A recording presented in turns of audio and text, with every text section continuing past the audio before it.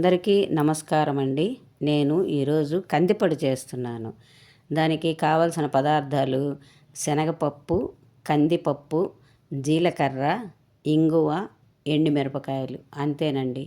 అయితే ఇవి మనము దోరగా వేయించుకోవాలండి. బాగా కొంచెము అది వేగిన తర్వాత మనకి కమ్మటి వాసన వస్తుంది. కమ్మటి వాసన రాగానే మనము తీసేయాలి. అయితే సపరేట్గా వేయించుకోవాలి. కందిపప్పు వేరుగా, శనగపప్పు వేరుగా వేయించుకోవాలి. తరువాత ఎండుమిరపకాయలు, జీలకర్ర, ఇంగువ ఒకసారి వేయించేసుకోవచ్చు.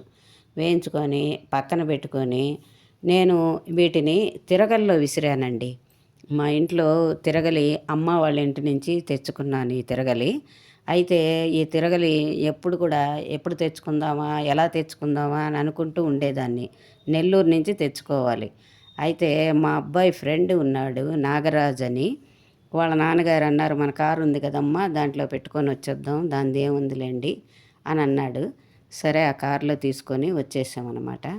అయితే ఈ తిరగల్లో తిప్పినప్పుడు ఎలాగంటే ఒకేసారి అవ్వదండి. 2-3 సార్లు మనము వేసి తీస్తూ ఉండాలి. పళ్ళెంలో వేసుకోవాలి. వేసుకొని మళ్ళీ తీసి మళ్ళీ విసురుకుంటూ ఉండాలి.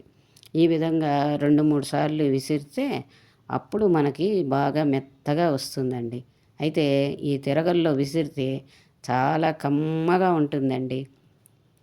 దీన్ని మిక్సీలో కూడా వేసుకోవచ్చు. ఎందుకో నాకు ఈరోజు తిరగల్లో చేయాలి అనిపించిందండి. అందుకే చేస్తున్నా.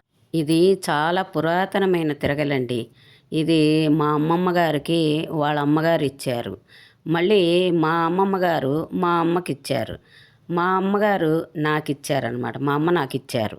అయితే ఇది ఇంత చరిత్ర ఉందన్నమాట దీనికి. అందుకని ఇది 2-3 సార్లు వేస్తే కానీ ఇది మనకు మెత్తగా అవ్వదు. అయితే వేసామంటే మాత్రం చాలా మెత్తగా వస్తుందండి.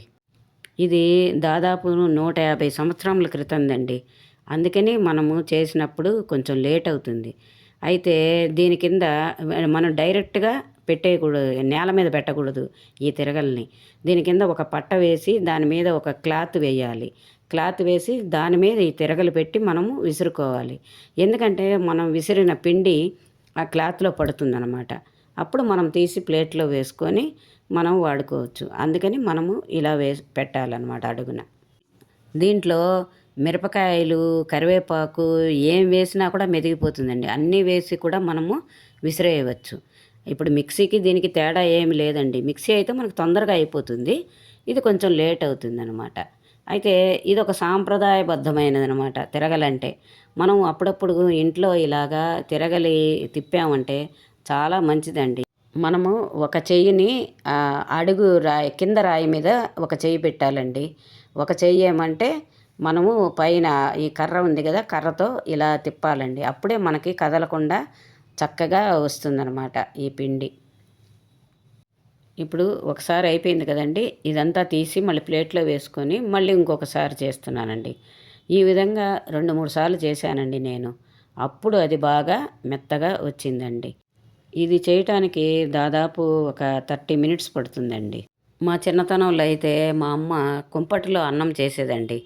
పప్పు కూడా కుంపట్లో. ఏ వంటైనా సరే ఆమె కుంపట్లో చక్కగా చేసేసేదండి.